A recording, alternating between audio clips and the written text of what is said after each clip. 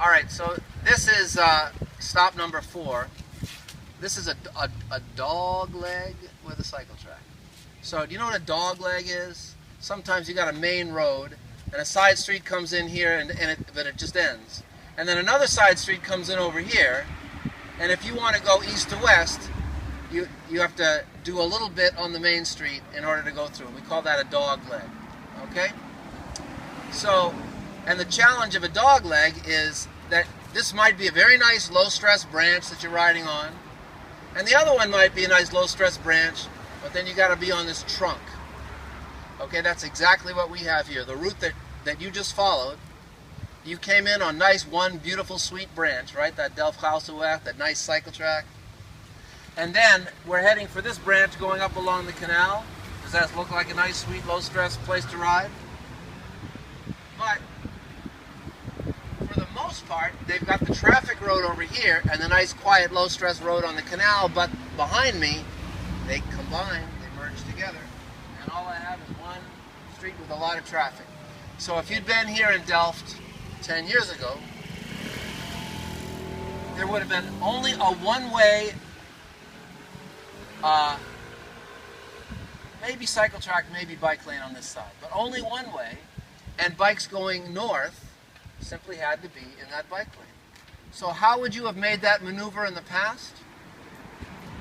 You would have come out at the intersection where we all waited, and you would have just taken a right and been riding in that bike lane. All right, you would have come up in that bike lane, and then when you got to this intersection, you would have made a left turn, just like a vehicular left. Put your arm out, go out in the left lane, cut across traffic, and come up here. I did that. I changed my routes around, but I did that 2 or 3 times a week. That was my route. Not only I, but thousands of other people did that. All right? He just did it. Okay, let's watch if one of these guys does it. So if this is your assigned spot, try it both ways. Okay, see what it's like. So now, you know, it's legal, it's in compliance, but come on, making a left turn from a bike lane is not the most comfortable thing in the world. First, you got to look behind your shoulder, see if it's safe. You put your arm out. Then you go into the travel lane, and now what if there are oncoming cars? So you just stop in the left edge of the travel lane while cars are going by you. You know, it seems fine to do when traffic is light. You just, you find a gap and zip across, but traffic isn't always light. So how did Delft make it safe? They made this into a 2-way cycle track. And it's only 2-way on the section that you guys rode. After this, well, we have the road here, but here we just have a 1-way bike lane. And then south of us, it's also 1-way. But just this one section, because it's this jog cycle track, it's to get you through that jog. It's a 2-way. Now, notice there's still no safe crossing here. There's no crossing provision. So when you have this jog cycle track that's 2-way, you only have to provide a safe crossing at either one end or the other. So they provided a safe crossing at that end. So at that end, you cross over. So going north, cross over where we did, you're completely protected, and zingo, there you go. Going south, you just stay on the right side. When you get to the light, you cross over, you're completely protected either way. Okay, do you like that?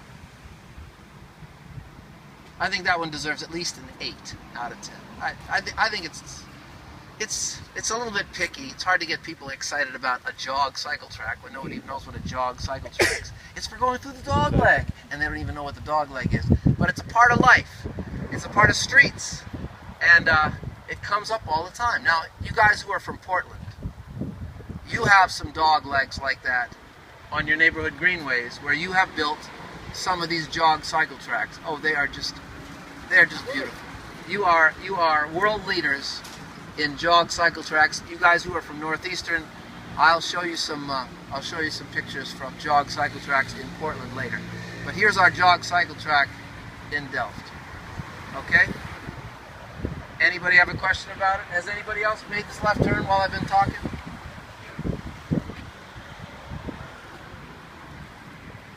And you know, I asked that question, has anybody else done it?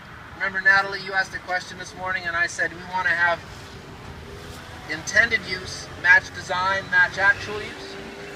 If what we saw was that 50% of the people riding up here still use the bike lane and cut over because maybe they could save time at traffic lights, then we wouldn't be very happy with our solution. We want actual use to match intended use.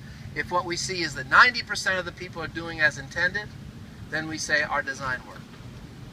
And that's when you have good safety, is when you get those three things into harmony.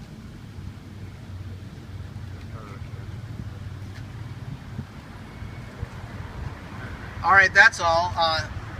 Rob Bertini and Jess are coming to meet us. Oh, here he is.